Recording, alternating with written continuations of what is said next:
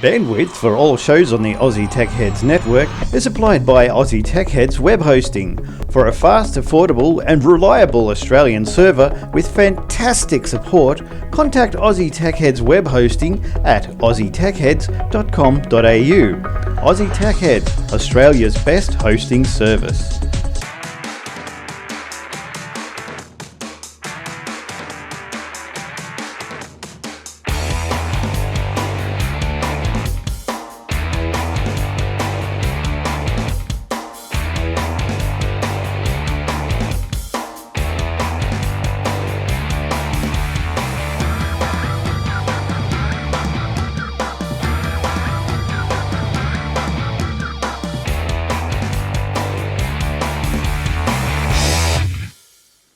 This episode, what is it? 429. I was going to say 129, but way past that. Welcome. Another episode of Aussie Tech Heads. This week is for the week starting 19th of March 2015.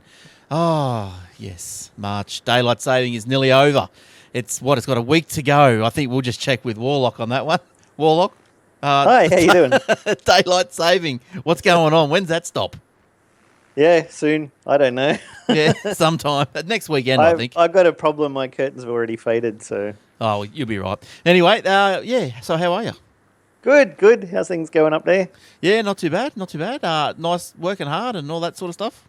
Yeah, I'm learning my way around Plesk. God, I hate Plesk. Oh, why? Don't they do cPanel? Customers still have that crappy thing. Oh, man. Just tell them to move on. Right? Move on. Yeah, Plesk is rubbish. Well, hate it. All right. And Shane's back. How you doing, Shane? Hey, how are we? Good. What have you been up to? Working hard? Yeah, have been. That second one been here. And even like this week was, hit and miss because the guy that was a late finish, he took off on site again. And I'm thinking, I hope he comes back in time. But yeah, luckily he did. So it was all right. Came out in the wash. Good stuff. So each week we're brought to you by athwebhosting.com.au. Jump on there if you want some hosting for your website. And if you're with another website paying too much, well, we'll just bring it on over. It's not hard to do. I'll give you a hand if you want. Just mention us on the show here, and I'll give you a good little hand if you want to bring across a website, as long as it's something I can handle. And also thanks to scopeiteducation.com.au for their support of the show. But if it's not something I can handle, I can ask Jace if it's a Plesk one. He'll be able to FTP it across from somewhere, I'm sure. God, no. All right, so we've got no Eric and no Will tonight. We've lost our will to live again. Now Will... I got a message today that his computer is broken. What is going on with his computer? It's business as usual for him, I'm afraid. I thought, isn't this a new computer? Isn't this a new computer like a... brand new 4 graphics cards and everything? Well, that's probably the problem. 4 graphics cards. What's going on?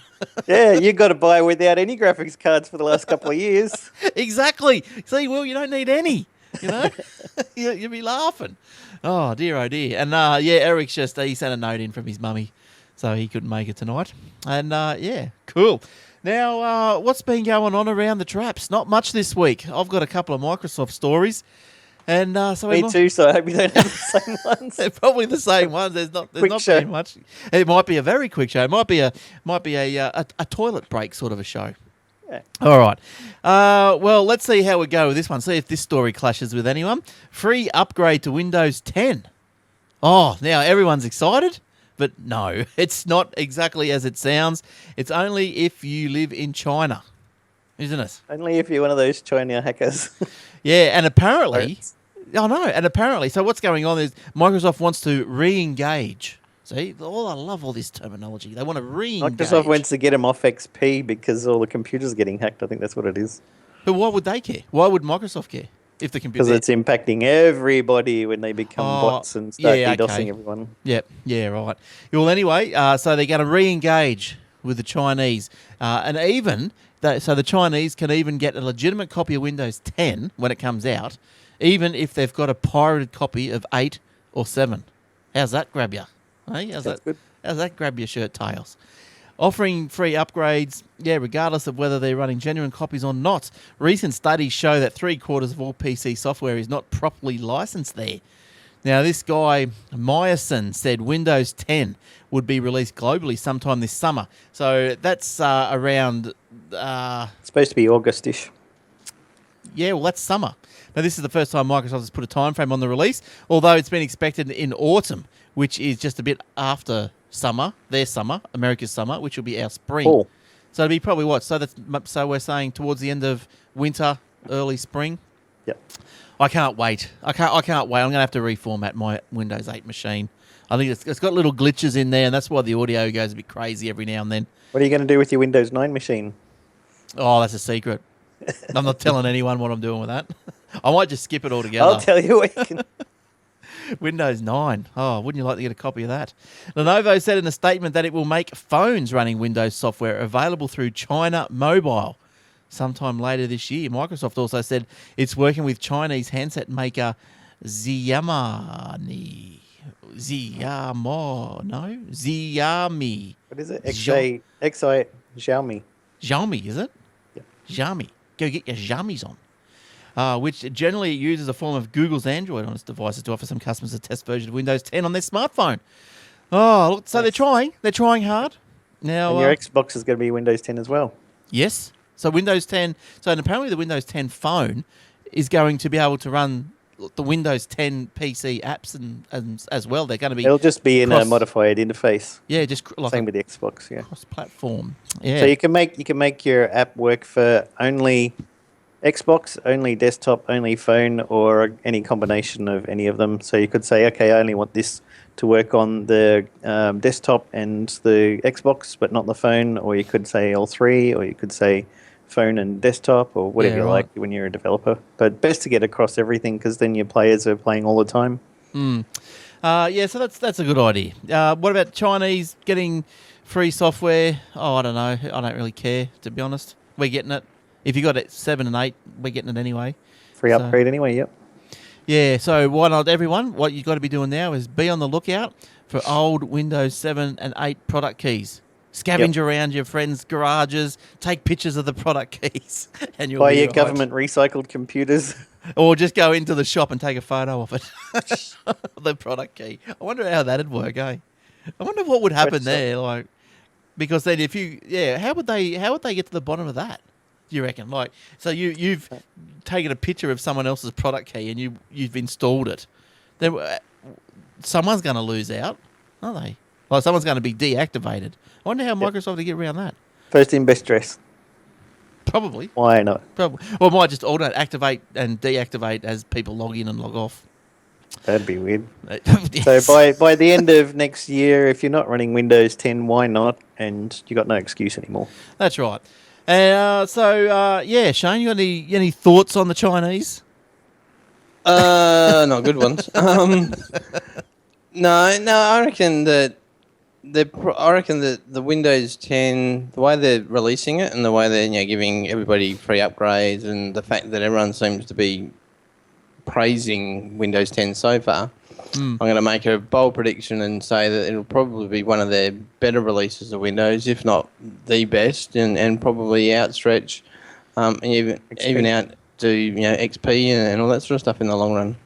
Yeah, look, you're probably right. I think Windows 7 was obviously very stable after a Vista hiccup, which I never had a real problem with. But look, it was clunky. I'll give it. I can see why people didn't like it. And then, I did with the first release, but after Surf Pack 1, Vista was fine. But I have noticed, though, now even with Windows 7, I've noticed that, I don't know why, but maybe because of all the updates, there's more stuff going in there or something, but I've noticed that machines with a 2 gig of RAM configuration, probably it's really not enough now, it used to be, but now you really need to start sticking in 4 gig. Have you found that, Jace? Would you agree with that? I think 4 gig bare minimum. Yeah. Mine are all 8 minimum. Yeah, but I found you go to see someone and the machine's running a bit sluggish, and then, or even if you do a factory restore on a laptop with it had a 2 gig from factory, and it's still slow on a restore. Doing too much swapping. Yeah, and you just got to, and you just say, we'll just put another 2 gig in there, and it seems to just pick up the pace a hell of a lot. So that's good. Yeah, so that's really good. All right, now just before the show, we were talking about printers and ink, and I thought, well, look, we'll bring that into the conversation. Because a lot of people out there, they're probably thinking, where do you buy ink? Well, I've got a tip for you. It was up here, and they do mail order. I've come across this good place. Now, tell them I sent you, and they'll go, who? So it's Wholesale Toners Australia. Now you can go wholesaletoner.com.au. Have a look at them, and they've got they sell original ink or toner as well as the refilled or recycled cartridges or whatever. But yeah, we were just having a moan about you buy your printers these days, and then when it comes to buy ink, well, you might as well go and get another printer, take the ink out of it, throw the printer, and start again. But and even those printers, they're still coming out with the 3-in-1 coloured cartridges. Like, what a waste! Like, what 10, 15 years ago, I said to myself, that's a waste, and they're still making them. Yeah, it's just. And your printer won't print black if you've run out of cyan. Yes, yeah, and then even if you run out of ink, your printer won't even scan. The printer just goes. Because one part of it doesn't work. It's crazy. But I want to look at, as I was saying to you, Jace, I want to look into a coloured laser printer, laser. But I want it to be, do double-sided, automatic. I'm not sure how much. Our money is all plastic now, so it's going to be useless for you. You can't just copy your 50s anymore. Oh, can't you? No. Oh, okay. They put in just put up a new into Adobe Photoshop and all their applications currency detection software. Really? Because people would scan in notes and then modify the serial number and then print it out again. So they put in software that would auto-detect whether you're scanning currency, and it wouldn't let you modify or print it out. Wow. I didn't know that. Is that just like the green back, or is it just most major ones? All the currencies that are the major ones, and also all the printers, particularly colour ones, will print a very faint identifier on the page that you won't be able to see, but it can be read, and they can track it back to your printer, to a printer serial number, and then find out who purchased it. So don't go printing out naughty things and screw the government and stuff like this, or I downloaded some stuff, because every page printed out has got a tiny identifier on there that you can't see usually with the naked eye. Oh, well, I better get rid of that printer. Buy another one. But I'm going to try that. I'm going to try and scan in a note. Now that you've said that, just load up my Photoshop or something. Try and scan in a note. See what happens. Yeah, I've got an old version of Photoshop, like version I think 3 or something. The more you know. But that's very We'll come interesting. and visit you, Glenn. Yeah, the plod when will. they lock you up. Yeah. We'll bring you a big cake. It's very heavy. With a file in it. Yeah, good stuff. I love it. All right, so there's a wholesale toner. If you spend more than $50, this is not an ad for it, but if you do more than $50, they'll send them to you for free. How good's that? And when you open the box, you get your inks. You get your little box, turns up in the post or in the courier. You open your box, you pull all your styrofoam out, and you pull all your inks out. Oh, and they put like a little handful of little lollies in there for you. Aren't they nice? Yeah, This might not be an ad for them, but any sponsorship offers will be greatly accepted. Yes. Don't buy your inks from Hardly Normal or Dick Smith, people. They're all overpriced. They're more per milliliter than Dom Perignon. Yeah, it is crazy. And when you read the manual and it says things like, if you use recycled ink or secondhand ink or whatever. Your grandmother will die of Ebola if you use that. It's slow and violent death, so don't do it. So you got to just be careful with all that sort of stuff. But these guys were good. They look after my needs, so that's why I thought I'd pass on the tip, give you the heads up. All right, let's look. We're in the mood for another Microsoft story, aren't we? Yeah, I got one as well. Oh, well, you do yours, Jace. Well, I did have one about how China was going to get it free, but I've got rid of that story since. Windows 10 biometric authentication may replace passwords. Meet Windows Hello that can use the owner's face, fingerprints, iris, and possibly voice to unlock Windows and more. Windows Hello is part of Windows 10 OS. You just need to add a biometric hardware. For example, Intel's RealSense 3D F200 camera will make face recognition possible. It'll gradually replace webcams. It also works with devices that have fingerprint scanners.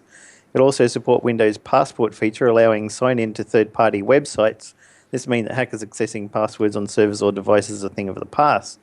Uniquely you, plus your device, are the keys to your Windows experience, apps, data, and even websites and services, not a random assortment of letters and numbers that everybody's going to forget and have to ring me up every day and say, I forgot my password, can you reset it? Yes, there's a reset password link on the website if you read it.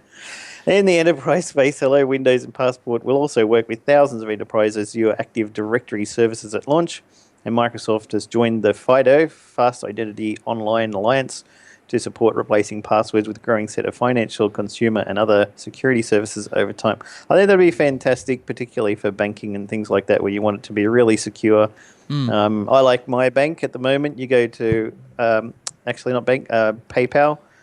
You go to log into my PayPal account. Even if you had my password, it'll send an SMS to my phone. If you don't type in that code, you can't get in. So there. Yeah. Is that your bank or PayPal? That's PayPal. Banks should have that as well. Oh, so that's that two-factor authentication. Yeah, I So had a you turn that little credit card size device that you press a button on it and it would print a random number on it, which was Right. synchronized with the PayPal servers. I got it for about $12, and Right. then you could type that in, but the battery on that's gone flat, so I just use my phone now. I go to log in, and it says, okay, you need to also type in this code. Click here to send an SMS. The SMS has been sent. Wait till my watch vibrates and goes, you've got a digital code, so you type in the 6-digit number into PayPal and it'll let you in then. Oh, I didn't know you could do that with PayPal. Oh, yeah, it's fantastic. Yeah. So why do you do that? Are you like just test? Super Sorry. secure because it's got my bank details and anything True. that I want to buy on the internet, particularly eBay or any other site that I want to pay money to something, I'll look for a PayPal link first. And a lot of the time, if it doesn't have PayPal, I won't bother. I'm not going to type my credit card details into Right. websites anymore. PayPal Yeah. or nothing, people. Yeah. Well, I've got a debit card for websites. So you just keep like a couple of hundred in it, and then if someone steals it or whatever, they go their hardest. They only get 200. But yeah, okay, I might have a look into that PayPal two-factor authentication thing because I suppose if someone could hack PayPal, well, they've got a lot of your details, haven't they? Bank accounts, emails, and All they need to do is social engineer your password. And, a lot of people have their passwords in password.txt on their desktop and things. Don't do look, that. I've never seen it in Use practice. LastPass. Come on, Yeah. LastPass, everybody. If you're not using LastPass, you deserve to have all your money taken by Nigerian princes. Well, I don't use LastPass in my bank. That's the only one I don't use it. Oh, I like to just keep it. Up I'm the here. same. Up here, and I was going to say about I forget. I'll go and see if Shane's got any comment on that. Then I think I might remember. No, I don't actually. I went down the road of creating a PayPal account and all that kind of stuff, and I've got one.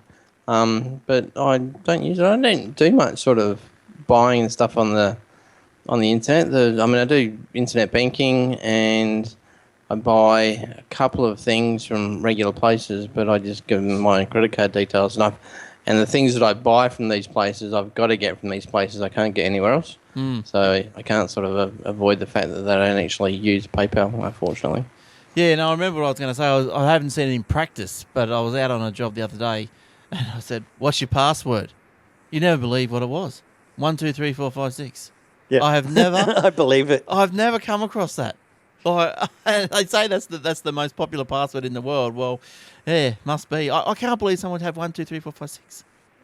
People have, really cool website.com and their password is really cool. Yeah, That's- right. Yeah, that's great, secure, great. On you, mate. Yeah. Well, I suppose I don't know where everyone makes their passwords up from, but I've got probably like a certain pattern, if you System, like. Yeah, Same. like some sort of pattern. But and then a lot of times, like I have been using LastPass just to do a random generation because it's going to remember your password anyway. Yep. So, it's not And hard it to get works them on back. your phone. That's right. Now, thanks for taking another one of my stories, Jace. But to further go on with that, your Yahoo gets rid of passwords and brings in email encryption. So Yahoo, one of the world's largest free providers of email services. Yeah, I don't know. I've got a Yahoo, but it's never been for emails. Mine was for Flickr until they told me they were going to charge me lots of money, so I went to Google Photos, which became G Plus Photos. Yeah, okay. Yeah. I've only got a Yahoo. I think I joined Yahoo to get into these. There's these groups called Free. Yeah, Yahoo groups. Yeah, Free Cycle. I joined. There used to be a website, e-groups, and then Yahoo bought them and made it into Yahoo groups. Right. Yeah, so Free Cycle I think morphed into now it's just all gum trees, and if you got anything like free, as in instead of chucking it out, you recycle it for free. Oh, I or someone. liked Free Cycle in Brisbane. I was a member of a couple of them in Brisbane West and Brisbane North, and then Sydney. I was in Sydney West and Sydney North, and then Melbourne. I said, "Hi, I've been in all these other ones. You're really great. Can I join?" And they went, "No." Ah. Okay. And they said, don't ask why. We just said, no, you can't ask why because that makes us cranky. So I'm like, well, okay, we'll go somewhere else then. You should have just made a script and just Go to eBay. emailed them. Why? Bing, bing, bing, bing, bing. Why? But yeah. So anyway, and I think I'm in Oz Tips for the footy.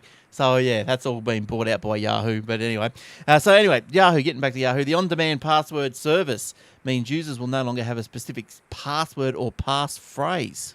So, going down the same things we were just talking about, link to their account. Instead, when you want to log into Yahoo's email client, you're presented with a Send My Password button. Clicking this sends an automatic text message with a time-sensitive code that you can use to log in. Who's paying for these text messages? Every time someone in the world logs into the world's most popular email, you log into your email address, you got to get a text message. Who pays for this? Anyway. In America, both parties, because you get... Is it like phone? You probably have to pay for receiving text as well as sending it. Oh, stuff that. Spend too long. Oh, how's this? This is a good wording of the story. Spend too long faffling around, or you miss the text. You'll miss the text. Yeah. Okay. Just look back and oh, well, there it is. Anyway, you'll need to request a new code again. Another 30 cents. While the service is only live in the US at the moment, a worldwide rollout for Yahoo.com account holders is planned. Those using Yahoo's email account on an iOS or Android device can choose to set up app passwords to add extra layer of security. Oh, you can just put layer upon layer upon layer of security on your stuff. All right. And going along with Windows 10 that we were talking about before, Windows 10 will release valuable disk space via a compressed operating system and by eliminating the need for a separate recovery image, saving from 4 to 12 gig. A complete install will be under 8 gigabytes, but it's also smart enough to selectively apply compression. For example, if you have spare disk space and limited RAM and CPU power, it'll install uncompressed. Similarly, apps will be compressed. The refresh and rebuild OS system found in Windows 8.x will now rebuild the OS in place and will incorporate any updates and patches you've previously downloaded. Oh, nice. So there you go. If you have to rebuild your computer, you don't have to wipe it off and then wait for 20 gigs of updates to come through because it'll just use the one that's already there. Yeah, well, that is a problem, isn't it? When you do update computers and stuff, it's just heaps. And also something interesting is it's going to possibly have built-in peer-to-peer.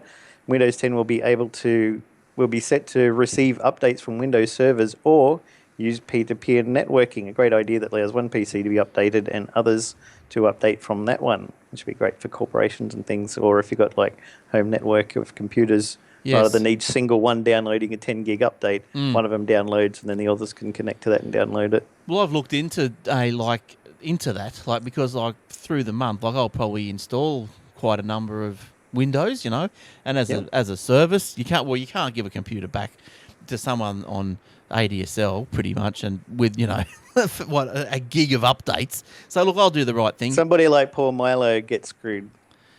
Yes. If Milo got the computer with the one with Vista, straight out Vista version 1, then you have to go through 3 service packs or 2 or 3 service packs.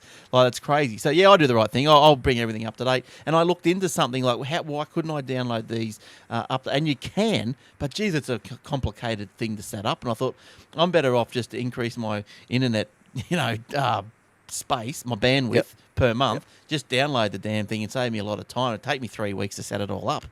But yeah. The other problem that you have also that a lot of people come across with limited bandwidth quotas is that, say you've got a couple of Windows computers, Mac computer, iPhone, iPod, Android phone, Windows phone, all of those need constant updating all the time. And, with especially even iPads and iPhone and stuff can get like 2 or 3 gigs of a whole new operating system that downloads. Each of your devices has to download that. So, well, I suppose that's probably why they're doing something like this. Look, as we had said before, Windows 10 is coming out for phone, tablet, Xbox, and PC. So and apparently it might even install on some Android smartphones. Microsoft's been working with Xiaomi and its Mi4 Android smartphone recently to allow it to install Windows 10 Mobile. Right, nice, yeah. So that's what I mean. So obviously people don't have a lot of bandwidth in numerous places around the world. They don't have a lot of speed, and yeah, why would you want to download, like 5 different copies of the same stuff? Yep. But talking about updates, I think I did. Did I pull an update story? I thought I did. Hang on, where would that be? While you're trying to find that, the only thing about what you've covered is I hope it's controllable or manageable. I mean, just because I might have a PC that's got an SSD and 16 gig of RAM and a top shelf processor, I don't want the operating system to sort of put bottlenecks in the way by compressing things and then therefore me not getting all the benefit out of all those resources. And in addition with how it's going to manage those updates, again, hopefully that's something that can be managed, because just because one PC has got X amount of updates doesn't mean that every PC needs the same updates, because of obviously software compatibility issues and so on and so forth. So hopefully they've put things in place to look at that.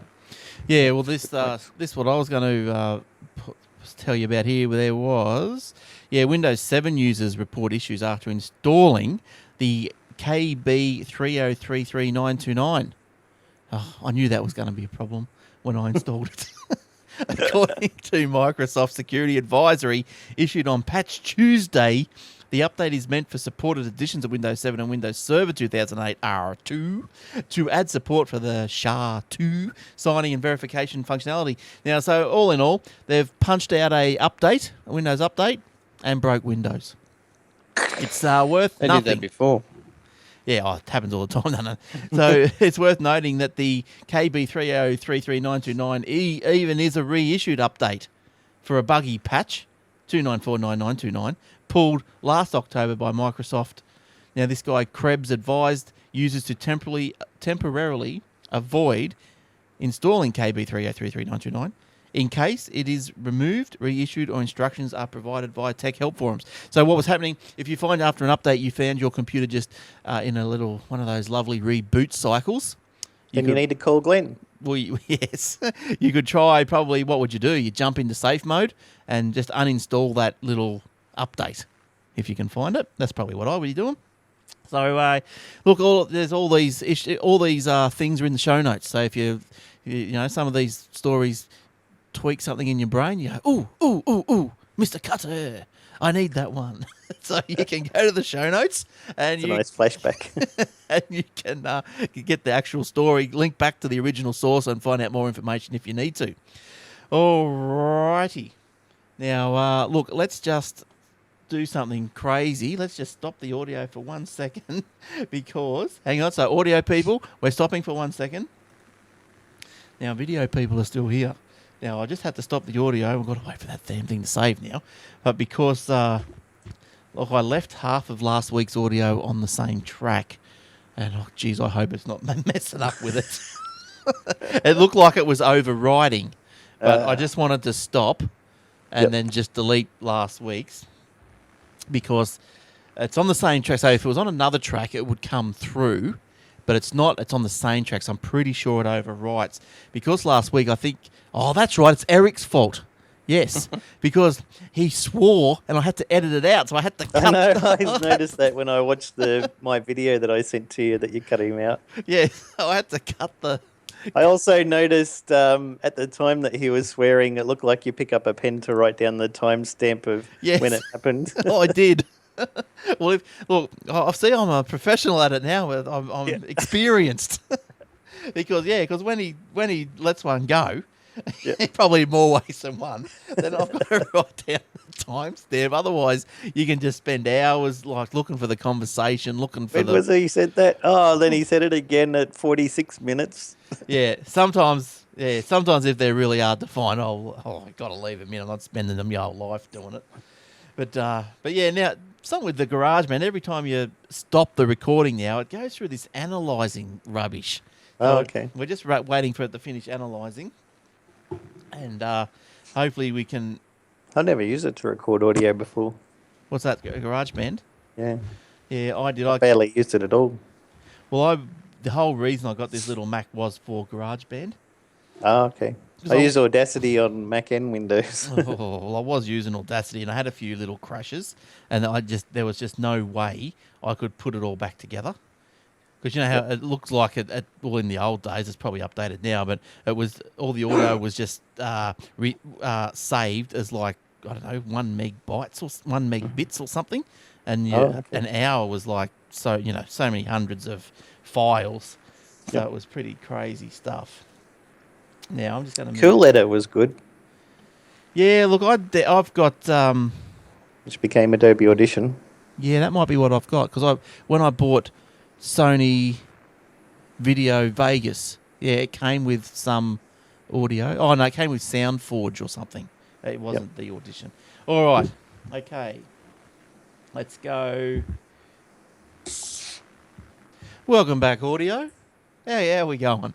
All right, now I got rid of that little the little gremlin that was there, so hopefully there's been no issues and we're all coming through fine and continue to do so. All right, now where are we up to? Let's go. Done that. Did you have any more, Jace? Might as well. Yeah, got a few more. Yeah, cool. Just so that I'll go on all sides. Everybody knows how much I love Netflix and hate Murdoch, but the machine dubbed the Foxtel IQ3 will be coming out. It'll feature more TV tuners to record 3 shows simultaneously. Ooh. That's 3 shows while watching another. A larger hard drive capable of recording up to 345 standard definition TV shows, or more than every episode of MASH. A Bluetooth remote control and built-in Wi-Fi connection. Why Bluetooth? I don't know. It'd be annoying because all the people who've got universal IR remotes and they won't be able to use them. Well, Bluetooth. Foxtel spokesperson said the personal video recorder will also add software features that suggest TV shows to record based on previous viewing. Well, I think TiVo has been doing that for a long time. And highlight trending TV shows. The IQ3 was first announced by Foxtel in March 2013, scheduled for release last month. The pay TV provider will not reveal its price until Monday, March 23rd, 2 days after my birthday, when it starts taking orders from its direct customers, with Telstra customers to follow at a later date. The price of the current Foxtel IQ HD set-top box is included in subscription TV packages. After a $75 install, the additional units may attract a monthly fee of $25. But the delayed Foxtel IQ3 launch will come at an important time in Australia television, just 1 day before Netflix launches in Australia by coincidence. Yes, well, all our predictions, and I guess everyone here's got the same prediction as Foxtel's going to suffer pretty bad. Look, I was watching Better Call Saul last night. I get them on the Stan. All my friends are buying Stan just to watch that. Yeah, right. Well, that's what I've done. I watched it on Stan, and I only mental noted to myself when I watched it last night, the latest episode, that I went, this is a perfect HD picture. I went, this is really good. What device do you watch it on? TV. TV? Yeah. You got a Stan app for your television built in? No, how do I do that? Just through the Apple? No. Yeah, it's built into Stan, isn't it? And I send it to the Apple TV through Stan. Yes, that's how I do it. Yeah. And I think it's also got, if you've got a Chromecast, it'll come up with the Stan app will also send it straight to the Chromecast. Nice. So it's pretty good. And I just looked at it and I went, this is, if it's not HD, it's bloody close. And it's just better than anything you're going to see on any other Australian TV channel, like Fair Income. Or even Gem and all that, HD, my fanny. So, it's rubbish. All the news and stuff is in HD and all the sports is in SD. Everyone complains about that. Yeah, good old Navy Lark from 1952. That's in HD, black and white, on Gem. In 4.3. The wonders of 4.3 these days. It's crisp as. I never knew black and white could look so great. I love it. But it's just terrible. But it's just. But Stan is Foxtel. So what this new box they're bringing out, the Foxtel IQ3, is that going to be HD? Do you know, or is it? It'd have to be. Yeah, everything's HD with them now. Yeah, because I think after.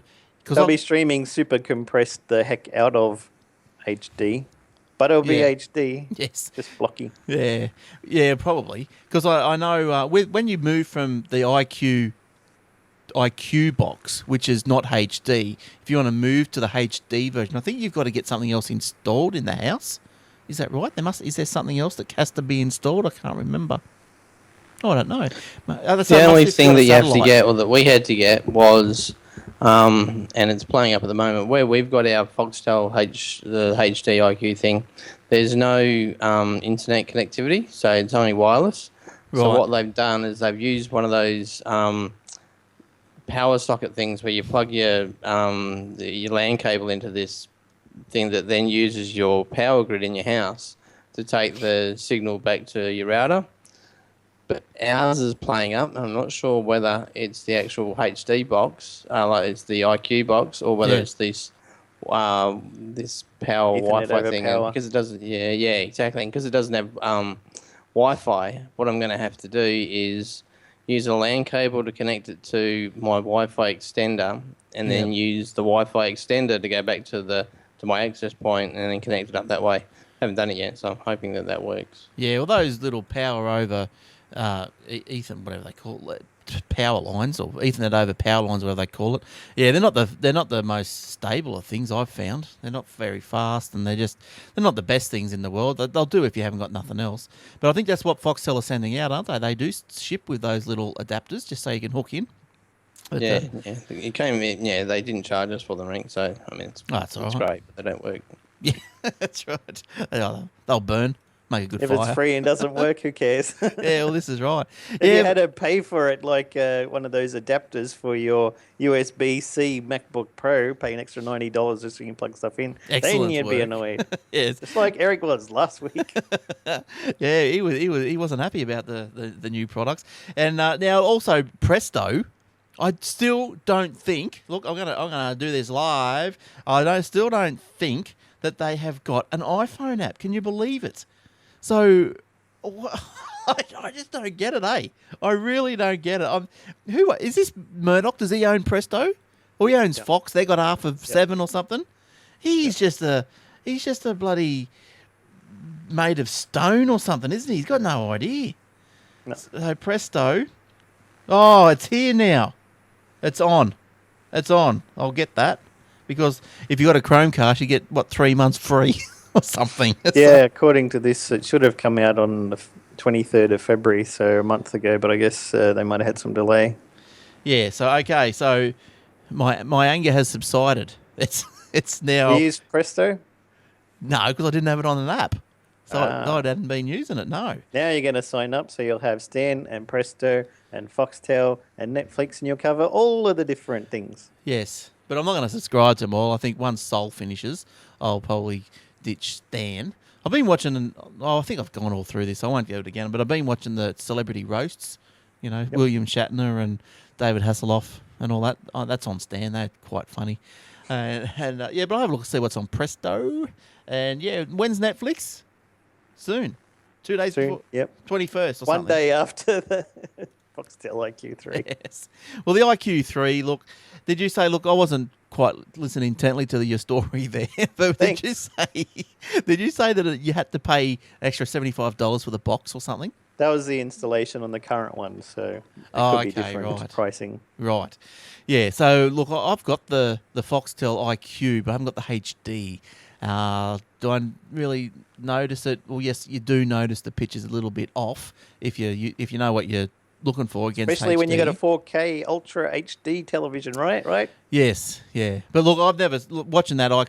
Better Call Saul. I've never seen anything as good as on my TV than that. That's great. All right, let's go on to a word from Scope IT. Where are they? Where are these guys? Right up here. Now, look, kids today, as we know, are engrossed with technology, often spending excessive hours behind their screens. The guys at Scope IT Education aim to not fight that war. They instead aim to change those hours into productive hours. They turn consumers into creators. Scope IT Education is a teaching organisation that provides curriculum-based technology training to primary-age students. Predominantly, lessons are done within the school system with refined, professionally developed courses that align with and complement current state and national-based outcomes.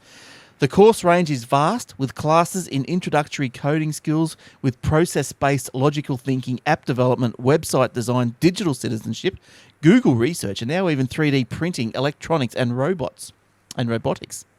Oh, of course, all their courses are fun and engaging. They carefully combine this with specific outcomes to help shape our children's education for the future, arming them with the technology skills they will need in the world they grow up in. If you think this sounds interesting, they have franchise business opportunities for anyone feeling that this product sounds intriguing, or if you would like to know more information as a teacher or a principal, check out the website, scopeiteducation.com.au. And we all know how many hours that the kids spend in front of their iPads. We've, like at our house, we've had to restrict hours. You know, it's the big. But on the other hand, it's the biggest stick to wave, isn't it? I'm going to take your iPad away. Oh No. instant complicity. You know, it's just great. It's happened. Yeah, it's happened a couple of times, but geez, I love it. I don't know about you, Shane, over in your house, but my kids, they, for whatever reason, like they love Minecraft, and all they do on their iPads these days is just, like, if they're not playing Minecraft, they're watching Stampy. Now, Jace, you'd know Stampy. Stampy Longnose, yep. Yeah, they're just watching videos of Stampy, who narrates his Minecraft playing. Yeah, my daughter watches that, and PewDiePie. Yeah, right. Is that You've heard of PewDiePie, right? Oh, vaguely. Is he? He's Is the biggest #1 star of YouTube. Rakes in, probably a million or so every year. That's crazy. What does he talk about? What do they do? He plays any games that are coming out or have already come out, and sits there swearing, acting stupid, and every single kid in the world adores him, thinks he's fantastic, and so he's got YouTube partnership and just makes a ton of money. That's crazy. So what's it like when you get a YouTube partnership? Is that like another level of? Yeah, they'll actually promote you all over the website. Right. Okay. Yeah. Right. I read a story all through the week or something that they're saying that they're struggling to make money out of YouTube. Well, not struggling, but they'd like to monetize it further. But that can't be right, is it? Yahoo's YouTube sort of limits that kind of thing. So places like Yahoo are trying to launch their own video service in competition with YouTube and offer better deals, rates per view and that sort of thing, because YouTube just keep cutting it back. So you might need to have, a few million views to get $5. And right. It gets a bit too restrictive like that. So other places might say, "Oh, we'll give you $20 for a million views," and so they go, "Oh, okay, we'll look over that way then." Yeah. I don't think that's just an example. I doubt if it's that scungy. No, but that's like. Yeah, I know what you're saying. Yeah, well, look, our videos have been going for 3 years. I think I've done about $10. Happy days. All right. Now, what else, Shane? Have you got anything to talk about, or you're just chirping in this week? No, I'm just doing the special comments this week. I didn't have time to put in stories as such, but I was going to say something really profound then. I forgot what it was. Might come back to you. Let me talk about TPG and iiNet. Now, did you know they're getting into bed together, and they're going to make one big internet company? Now, TPG has announced to the ASX, which is the Australian Stock Exchange, a full acquisition of rival ISP iiNet for approximately, get this, $1.4 billion. Nice. Yes. If approved, the combination would create a monster telco with revenues up around the range of $2.3 billion, earnings of $654 million, and a combined broadband user base of more than 1.7 million. So Which is quite ironic, because usually it's iiNet who's buying everybody up. Yeah, so TPG, I remember TPG when they were just a little dude, just doing little... I'm on them now. Works fine for me. Yeah? I got unlimited, $59.95 a month. Yeah, right. Cool. Yeah, so the iiNet shareholders will receive $8.60 per iiNet share if this goes through, and that puts the valuation at about $1.4 billion. Now, the two providers already position themselves in different markets. So TPG is value based, lower end of the market. iiNet is further up the tree a bit. So my thought was, okay, so what happens when they join, like are they going to keep the separate? Best of both worlds, right? Well, really? Like, are they going to keep separate All my identities? techie friends always said, if you want good quality customer service and you're not that great with computers, go with iiNet because they'll spend hours talking you through setting up your email. If you're a techie person, you don't need too much customer support and you just want a cheap, reliable internet, go with TPG. You Right. don't need to ring up customer support. You got no problem. Yeah. So, but I guess like once the companies join, they're not going to say duplicate, say, job positions. You wouldn't think. So therefore, like, does that mean that what's going to rub off? What's going to be the main player of the partnership? Is iiNet going to just fall back a bit in productivity or in serviceability or whatever? I think TPG will benefit from it. Yeah. They'll pick up a lot of the iiNet staff who are really cluey about solving problems and things, and they might be able to offer better prices with the TPG side of it. Yeah, so that's good. So either way, like TPG now they're getting a bite, one bite in the lower end, one bite in the top end, and people probably not even going to put the two together, and they go, oh geez, Just I be hate that thankful TPG. it's not Dodo. Yeah. So are they going to keep the companies separate? So there's still going to be a TPG and an iiNet, or are they going to combine and become the one company with the one name? Yeah, I don't know if that's really been made public yet. I don't think the particular story I saw didn't go into all that. You would think, wouldn't you think that they sort of keep the two different companies, but like maybe that like TPG and maybe like TPG's iiNet or something. I don't know. TPG Net. TipNet. I don't know. Yeah. I don't know, but I don't know. If it was mine, and just without too much thinking, I'd probably keep them separate. Because you got your old love down the road. She hates TPG, so she's going to switch to iiNet. So might work for them. All right, let's go to my next one. Oh, here's one. How's this one going? Sotheby's. Sotheby's. They're going to now stream live auctions on eBay. How do you like them apples? Interesting. So now you don't have to be over in England, drinking tea to bid on one of these auctions. The first auction on the new platform will have a New York theme with Yankee Stadium memorabilia on sale. It will take place on the 1st of April. Great day to launch something, isn't it? That is when the Apple One was launched. Yeah, but that is a crazy day. Back when the Apple One was launched, I don't think things were that crazy with April Fool joke stories and everything. But can you imagine this?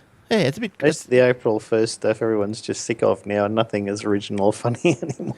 That's The right. best one I saw was ThinkGeek released a shrinter, which was for secure documents in companies. When you print it out, it would immediately put it through a shredder, which was built into it. So it would shred your documents as soon as you print them to keep them secure. Fantastic idea. How far did that get around? Was that picked up, do you reckon?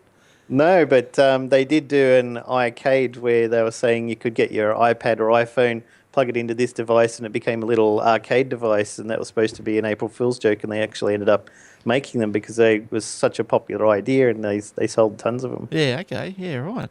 But yeah, I don't know if I'd be launching something on April the 1st because it'd just be thought, oh yeah, that's a joke. But anyway, April 1st it will be, and they'll be auctioning off giant letters from the New York baseball stadium, which could fetch up to US 600,000.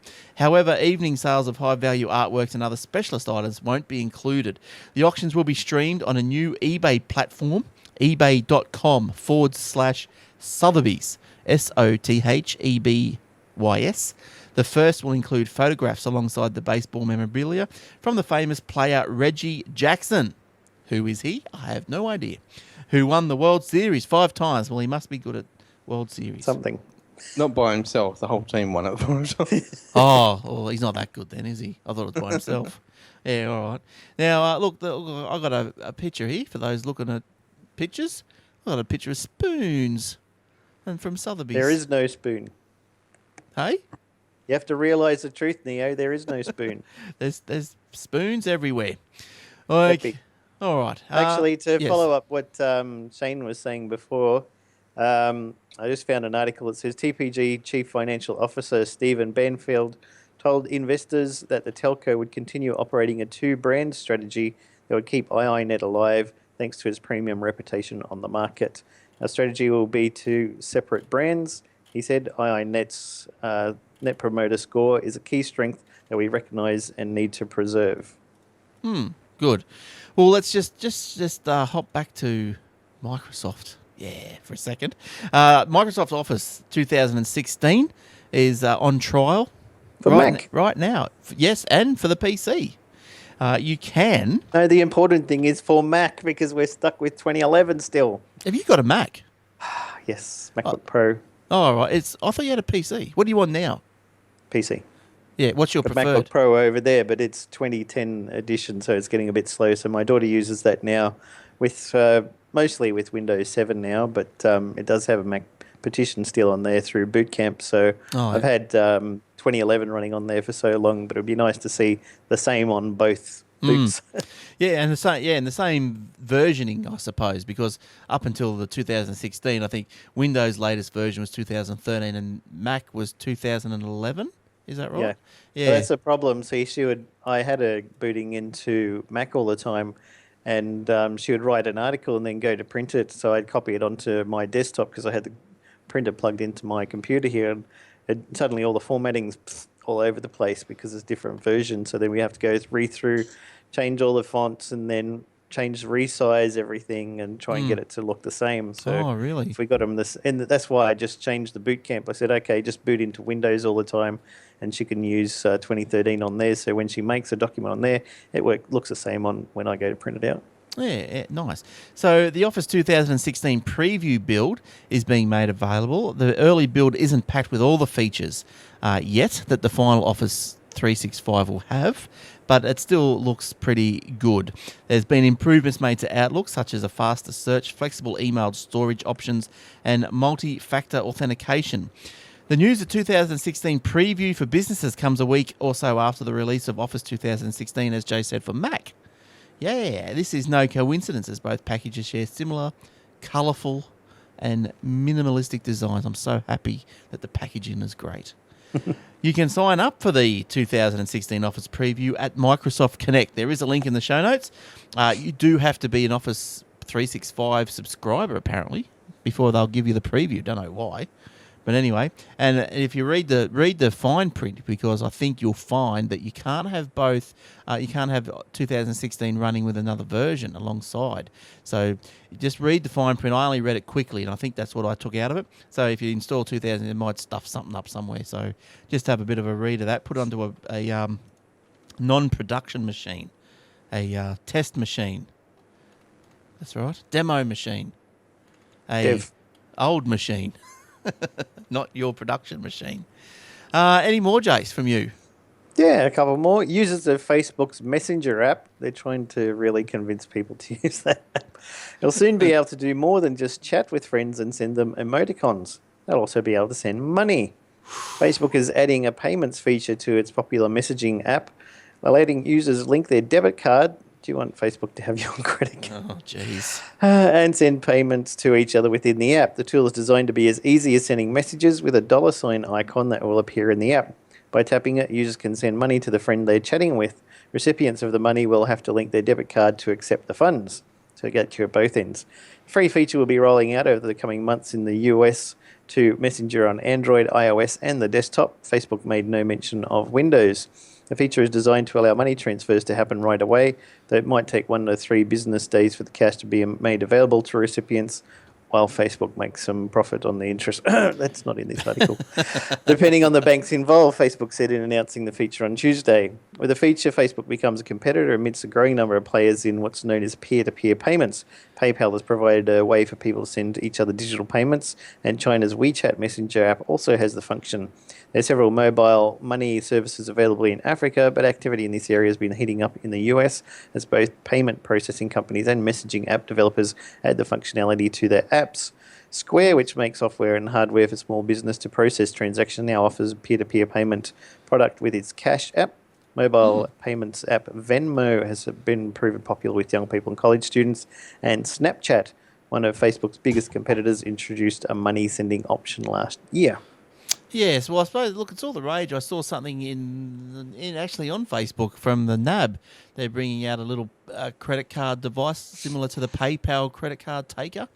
So, I emailed away, said how much. I was just interested to see what their costs were to take mobile payments while you're If out not, and you about. could look into Square or something. Is that in Australia? I think so. Oh, okay. I don't know. I think I looked into it before and it wasn't in Australia, but it might. They probably changed by now. Good stuff. Shane, anything? Merchants welcome Square to Australia, November 2014. No. Oh, right. Okay. We'll have a look at them. See how much they are. Hopefully they're competitive. Anything, Shane? Comments? No, not Online on that banking? particular story. No, No. Well, what about You Steve? don't want to send us any money, Shane? no. Through Facebook? Well, what about? But the bank stood as well? Because I remember seeing ads with the guy from the Mentalist in it for, I think it's for the ANZ, where they're out with a group of friends and one person uses his mobile phone to zap his mate, about $10 or something, so he can pay for I the only meal. ate the salad. Yes. We can't split it 4 ways. I only had salad. It's not fair. I only had the croutons out of it. So I'm not paying for the lettuce. Free No bread. way. No way. Yeah, so look, it's all these payment things. But you said before, they're trying to get people to use the Messenger app, but you've got no choice if you're on a phone. Yeah, I thought they forced you to, yeah. Yep. Yeah, That's why, yeah. Yes. Yeah, Doing all they can to convince you more and more to use the Messenger app if you don't want to. Could you imagine, giving Facebook your debit card? Jeez. That'd be Well, mistake. Apple's got everybody's credit and debit cards now, so everybody else is trying to figure out ways that they can get your credit and debit card out in their system, and then they'll come up with other ways that you can spend your money quickly and easy with one click, except for you can't call it one click because Amazon has copyrighted, trademarked that. Well, it's not a click anymore, is it, on a phone? It's a touch. One touch. Yeah, one That doesn't sound better. Just one touch. Da, da, da, da. Touch of paradise. Oh, John Farnham. You gotta love him. Now, Apple Tim Cook apparently offered his liver to Steve Jobs. Now, this has been uncovered, revelation in this new book due to be released this month. Now, it was said that Tim Cook offered a part of his liver to a dying Steve Jobs in 2004. Get a graphic? There we go. In 2004. That's his liver, is it? Just a little bit. Little Just a thing. tiny part of it. His Yeah, hand. that's all he wanted. Just a little smidgen of it. Missed it by that much. In 2004, Mr. Jobs announced that he was suffering from pancreatic cancer. By 2009, the Apple chief executive was very ill, unable to come into the office and waiting for a liver transplant. Cook regularly visited Jobs at home, and after one visit, he left the house feeling so upset that he had his own blood tested, according to the excerpts of the book. Mr. Cook found out that he, like Steve Jobs, had a rare blood type and guessed that it might be the same. According to the book, he went through a series of tests and discovered that a partial liver transplant was feasible. But when he shared the news with Jobs, Steve Jobs reacted angrily. According to the book, he cut me off at the legs almost before. That wasn't very nice. After you offer someone your liver, was it? Out with you. Give me your legs instead. Yes, that's right. He That's almost. why his liver was no good, because he was legless. Yeah. He cut me off at the legs almost before the words were out of my mouth. No, he said, I'll never let you do that. I'll never do that. Steve only yelled at me 4 times during the 13 years I knew him. What a suck. He must have been a brown-nosed suck. And this was one of them, Mr. Cook added. So there you go. There you go. So go and get that book. That's probably Problem was interesting. Steve believed a lot of the natural therapies would do it, and he didn't believe in surgery until it was too late. But I did see there's an interesting video on YouTube, if you have a look, that's got a doctor who deals a lot with cancer and liver and that sort of thing, and he was saying, look, this kind of thing would have started happening 10 years before it was actually discovered, because by the time it's big enough to see with their microscopes and stuff, it's already getting too late. So it I was saw by the that same time thing. Yeah, by the time Steve said, "Okay, let's do something about it," it was probably 5 or 6 or 7 years too late anyway, Mm. because it was you just can't tell early enough to be able to stop it. Is your pancreas, that's what you get tested when it goes up the pooper, isn't it? When you get tested up there? No, Sure, why that's your not? prostate. Oh, is it? Oh, it's one of Yeah, those things. One of those you'd be things. going a long way through your intestines before you got into anywhere else. Well, it shows you how much I know. I'll have to make sure I know. I don't want to go into the wrong test then, do I? Yeah. So obviously medicine wasn't on the short list of career choices for you then, Glenn? No, anatomy, No no. biology either. No, nothing like that. Look, just a little quick What one do you here. mean men can't have babies? What kind of nonsense is this? Give me that exam. Now, offshore storage to be allowed for Australian data retention. We all know that the laws had passed through the Australian government this week, allowing for the metadata retention. Is it to be kept by the ISPs for 2 years? Now, Suddenly, sales to overseas VPNs went through the roof. yes, but now all of a sudden, I don't know, all of a sudden. But anyway, the question is, where's all this data going to be stored? Now, I don't think there's going to be that much. Well, yeah, it's going to be a considerable amount, but is it going to be that much that they have to worry about where it's stored?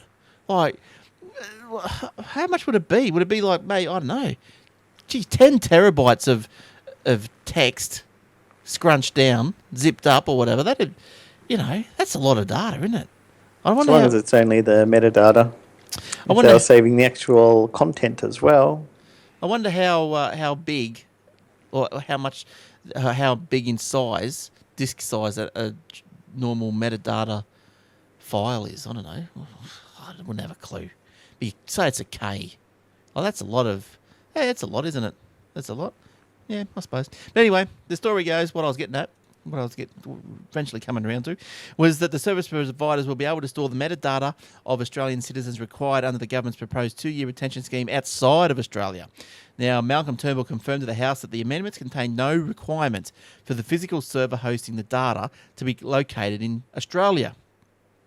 Now, as you know, with the privacy laws and all that sort of stuff, all medical, health, all that sort of data that can't leave our shores.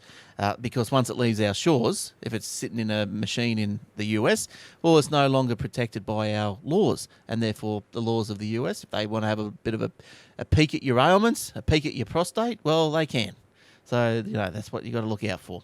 So, Communications Minister Malcolm Turnbull admitted the internet and telco industry could store the mandated data in offshore facilities. Former iiNet Chief Regulatory Officer Steve Dolby last year said the ISP would try to find the lowest cost option for storing the required data, which at the moment is good old China. So how would you like data over there? That's no good. But I suppose Well, they got free Windows, so. well, at least they're going to be legitimate, you'd think. But I don't know, metadata. Are you worried about that, Jace? Metadata?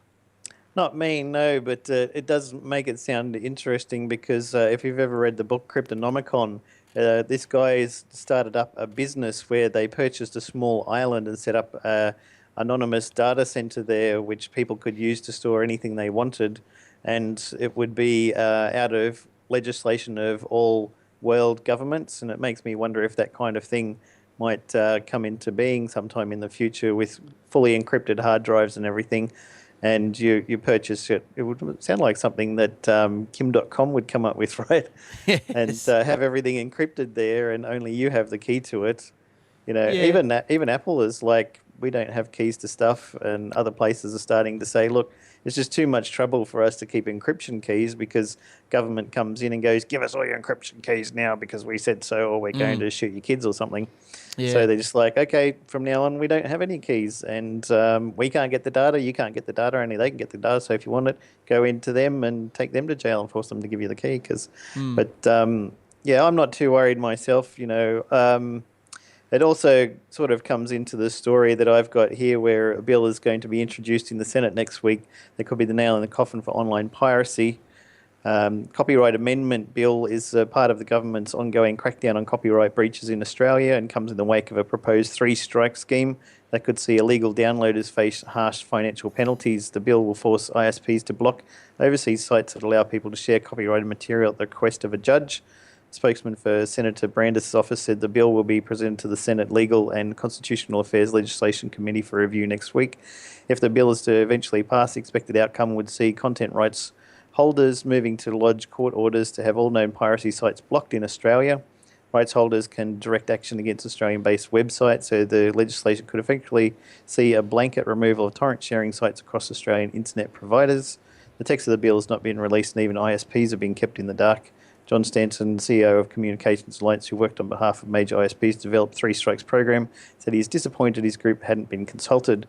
And I think, this is also something that I'm not worried about, because a lot of my friends, I talk to them and they're like, if you want movies, why would you get Netflix or Stan or something like that?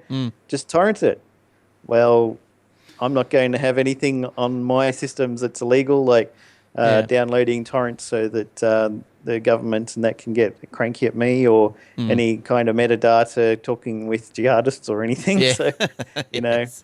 I keep myself clean. I've got nothing to worry about. So Look, I'm not sure with a lot of the other shows, just going back to these streaming things again, but I know Better Call Saul is pretty much the next day after it's aired in the US, it's on the Stan. I'm not sure about too many other shows, but like they're not far behind these days. And if you subscribe to all three of these streaming things, what it costs you $30 or $40, and you probably got a month, and you probably then got access to probably just about everything you want. Yep. And look, I've known probably only really need a couple of services, Netflix plus, Stan or Presto, whatever you like over here. Yeah. Not quick flicks, because why? Oh, yeah, why? What is that? It'll die out. So, I was talking to one of my friends who's a tech journalist, and he says, I think probably, there's going to be 4 or 5 of them. 3 or 4 will probably die out. There'll be 2 major ones in Australia, and people will just subscribe to 2 of those and forget paying $100 a month to Foxtel. Yeah, Foxtel's going to be the big loser, all right. That's why they're trying to get all of the sports onto Foxtel, so that you'll be forced to have Foxtel if you're really into sports. And then you can just VPN the sport anyway. So, they're just bring the cost down, for goodness sake. Well, look, I reckon the way it's probably going to go is that they'll probably put the sports onto Presto or something, and then the cable Foxtel will be dead, and then that might be a good thing, because then that should make the cable internet more bandwidth for the cable internet to go round and round. So that should be good. Now, this is my last little dig for this week.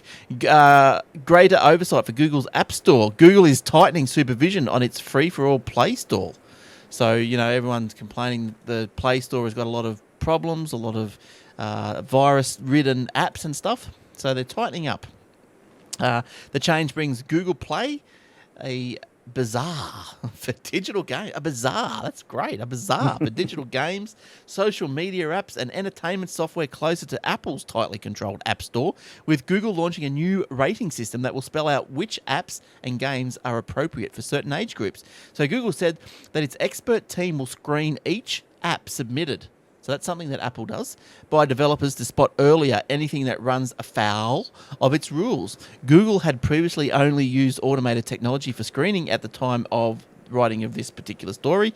The new process will not create bottlenecks, apparently. Good. Google said in a blog post, promising that approved apps will become available on Google Play within a matter of hours. Now, this is opposed to Apple, which can take up to 7 days to get the app up there. So, look, if they're all getting manually reviewed, well, that's 7 days. Geez, that's a long time, isn't it? Yeah. All right. Well, that's just about me done. Jace, how are you going? Same here. Shane, you still awake over there? Good for the week? Yeah, no, I'm good. Yeah, no. The only I wanted to make a comment about the story you just touched on about how it's all going to be, how they're tightening up the Google App Store. I can't, unless they got a lot of people, I can't see it being completely a manual process if they're going to do a turnaround within a couple of hours. I reckon there'd be a lot of it that's automated, and they'd only be manually checking the ones that kind of failed the automated test, I reckon.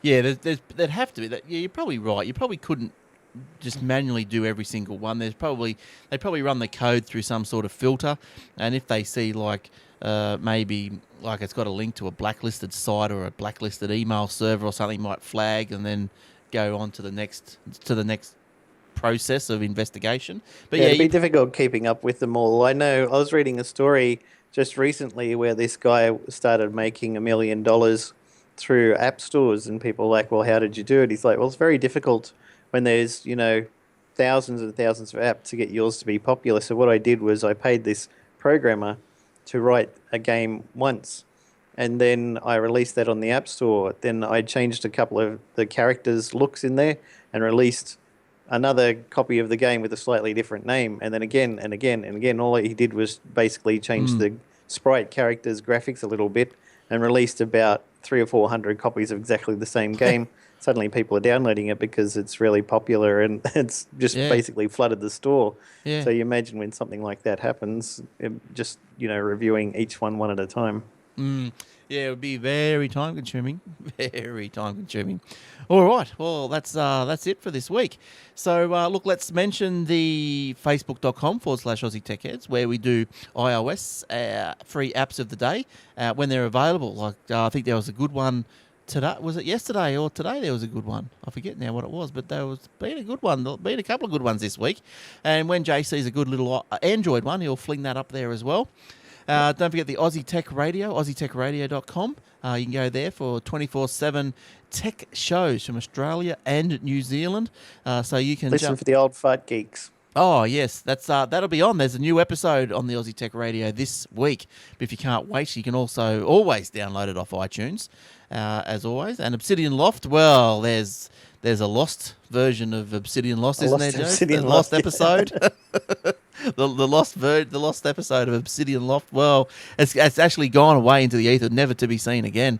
So I don't know. We blame and Will for that one. If Will fixes his computer, we'll be able to do another one. All right, and so if you want to get in touch with us, it's just Shane, Jason, Glenn, Will, Eric at aussietechheads.com.au. So we've got 2 birthdays. We've got Jason's birthday coming up before the next show, and also Milo's birthday. Now, Milo, he's been a listener since day one, so good on you, Milo. He's got a good name too. Yes, Milo. So happy birthday for Saturday, wasn't it? I think, Milo, you said. So, yeah, good on you. Thanks for listening. All right, thanks, guys. Thanks for coming in. We shall see you next week, hopefully. See you next time. So until then, it's goodbye from all of us. Bye-bye. Bye.